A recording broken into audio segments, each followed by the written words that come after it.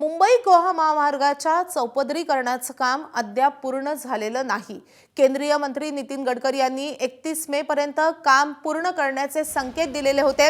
मात्र प्रत्यक्षात महामार्गाचं काम पूर्ण होण्यासाठी अजून काही महिने लागतील असं चित्र सध्या अपूर्ण असलेल्या कामातून दिसतंय।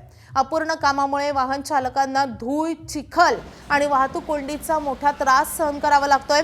आता पावसाळ्यातही हीच परिस्थिती कायम राहण्याची दाट शक्यता असून त्यामुळे प्रवाशांची चिंताही वाढली आहे।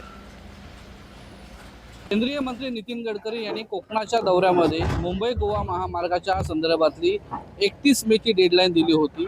31 मे पर्यंत मुंबई गोवा महामार्गाचं काम हे पूर्ण होईल असं म्हटलं होतं। मात्र सध्याची जर परिस्थिती बघितली तर 31 मे पर्यंत हा महामार्ग पूर्ण होईल अशी जराही शक्यता वाटत नाही आहे। मी सध्या आहे संगमेश्वर या ठिकाणी आणि या भागामध्ये आपण पाहतोय की रस्त्याचं काम हे अजूनही सुरू आहे। खरं तर मंत्री गडकरी यांनी घोषणा केल्याच्या नंतर मुंबई गोवा महामार्गाच्या उर्वरित कामाला गती आली आहे। मात्र असं असलं तरी 31 मे पर्यंत हा महामार्ग पूर्ण होईल अशी सुतराम शक्यता वाटत नाही।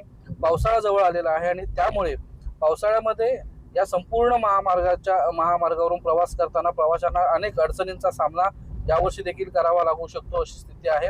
उत्खनन सुरू आहे अनेक ठिकाणी, त्याच्यामुळे पावसाळ्यामध्ये मोठ्या प्रमाणामध्ये माती ही महामार्गावरती येऊ शकते आणि वाहतुकीला त्याचा मोठा त्रास देखील होऊ शकतो अशी ती परिस्थिती पाहायला मिळते। मुंबई गोवा महामार्गावरच्या बाबतीमध्ये अनेक वेळा डेडलाईन दिलेल्या आहेत आणि प्रत्येक वेळेला नितीन गडकरी यांना ती डेडलाईन पूर्ण न झाल्यामुळे टीकेचा सामना करावा लागला होता।